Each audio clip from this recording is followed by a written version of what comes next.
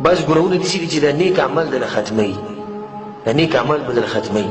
او په دې کې ورته یو حدیث ووایم او ډېر عجیبه حدیث دی. ثوبان رضی الله عنه حدیث دی، وایي ما د رسول صلی الله علیه وسلم نه اورېدلي دي لأعلمن أقواما من أمتي، وایي ما ته د خپل امت کې داسې قومونه او داسې خلک معلوم دي یأتون یوم القیامة بحسنات، د قیامت په ورځ به ورسره ډېر ښې نیکیانې راځي، سمې نیکیانې به ورسره دا ټولې به راوړي.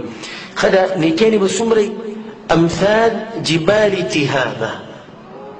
تهامه یو غر دی، غټ غر دی، وایي د دې غر مره نیکیانې به دوی راوړي.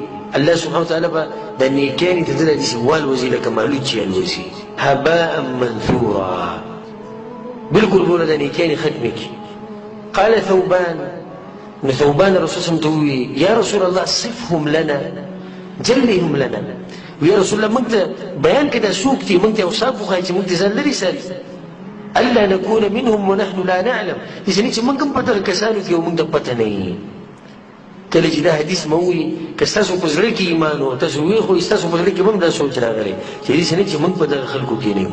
ثوبان رضی الله رسول صلی ته دا وویل، رسول صلی الله علیه وسلم اما انهم اخوانکم ومن جلدتکم، ستاسو ورونه دي، وایي ستاسو به انسانان دي، د خاورو نه پیدا دي، یو شی.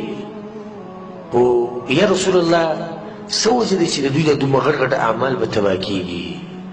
دې سبب ته یې غوږ کېږده، دې سبب ته یې غوږ کېږده تباریان شي. او ډېر ملګري به دلته دا حدیث اول پرې راولي.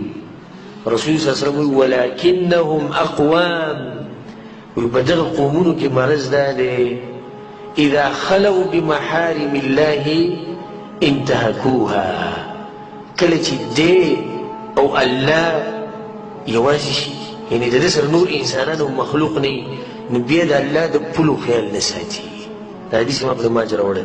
مثال ورته دا درکوم، دا موبایل دی، دا غټ موبایل نه سبا دا چا سره دي، په دې کې فیسبوک دی، په دې کې یوټیوب دی، په دې کې ټویټر دی، په دې کې واټساپ دی، په دې کې غټې قیسې. چې ته د پلار مخکې به کې فلم ګورې، چې کلي ته لاړ شي د بچو په مخکې به چې ته یوټیوب دې کولاو کړی دی چې انډیا فلم به کې ولګې، فیسبوک کې چې د غلط څه کتلي د بچو په مخکې، بچو په مخکې ګورئ، څوک د بچو په مخکې غلط څه ګوري؟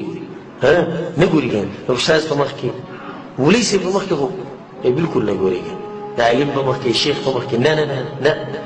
او چې کله دی والله یوازې شي او د شپې له تیاره راشي او د په ځان باندې کمبل راواړوي، بیا یې کوي که نه یې کوي؟ بیا یې کوي. دی په خوله باندې دا نه وایي، دا خبره ته کومه چې دی ګوره په خوله باندې دا خبره نه کوي دا کومه چې زه کومه، خو د دې د حالاتو نه دا معلومیږي چې دی دا ویل غواړي، وایي په هر څه کې ماته سپک چې دی هغه رب العالمین ښکاري، والعیاذ بالله. داسې دا یو سړی ما ته وایي چې څنګه داسې ده، دلیل پرې سره، دلیل پرې دا دی که دلته الله قدر کول، الله په مخکې به دا ګناه نه وی کړی که نه، د پلار قدر ورسره شته دا به مخکې کوي نه یې کوي که نه، د مور قدر شته به مخکې نه کوي، د استاد قدر شته به مخکې نه کوي، د بچو قدر شته به مخکې نه کوي، د رب العالمین په مخکې کوي، خو قدر یې نشته که نه.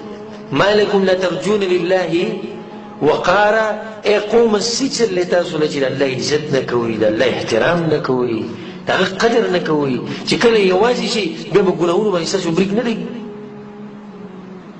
د انسانانو دومره قدر کوي چې رب مخکې ته ګناه نه کوي.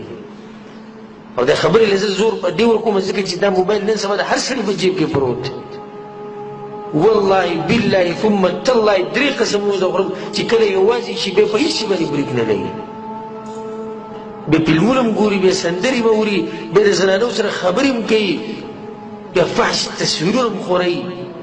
او چې کله د نورو خلکو په مخ کې شي نو بیا به ته پټلۍ باندې څه لګولی، پټلۍ باندې به تلاوت لګولی، او په سکرین باندې به په شاشه رئیسیه باندې به څه لګولی، د الله نوم به یې لګولی، یا به د کعبې تصویر لګولی. او رب العالمین په مخ کې عثمان بن عفان رضی الله عنه د هغه مبارک کې دا راځي چې ما چېرته د خپل عورت ته کتنې دي کتلې، ما چې اسلام قبول کړی. چا ته تپوس وکړو عثمان ډېر ګران کار دی نه، دا ټول ژوند ته تېره و، عورت ته نه ګورې، ولې نه ګورې؟ هغه ویل د الله نه حیا راځي، الله راته ګوري، زه خپل عورت ته څنګه ګورم؟ زه د پلار په مخ کې خپل عورت ته نشم کتلی، د مور په مخ کې نشم کتلی، د بچو په مخ کې نشم کتلی. رب العالمین راته ګوري بس بیا حیا راځي. دا حیا د ګناهونو د لاسه ختمیږي بیا. او کله چې یو سړی یوازې شي د تقوادار او د نیک انسان، د ده یره د رب العالمین نه ښه ډېره شي. رب العالمین نه یره څه شي؟ ښه ډېره شي. دا زه د غم وګوره، دا دومره د یرې حدیث دی که نه، دومره د یرې حدیث دی چې د قیامت وروسته رب العالمین ته ودرېږي او د غره په شان نیکیانې ته خپلې وینو نه د خندا به شین شي. خوشحالېږي به نه؟ خوشحاله به شي که نه. او یکدم رب العالمین ووایي چې د ده د عمل والوزوي، ختم یې کوي، ستا د زړه به نه چاودي. لکه دا خو چې د سړي د خلک ووایي د ملا تیر مات شو، دې ته وایي د ملا د تیر ماتېده، چې هغه ټول کوشش لاړ ختم شو. د څه د لاسه چې یوه شپه ته په کمره کې ناست وې او توره تیاره وه او مخالط فلم دې کتو، د زنانه سره دې خبرې کولې. نو دا د ګوره زما د زړه نه نصیحت چې څنګه چې د رب العالمین بندګي د خلکو په مخ کې کوئ، دغه شان به یې یوازې کوئ، په پټه کوئ.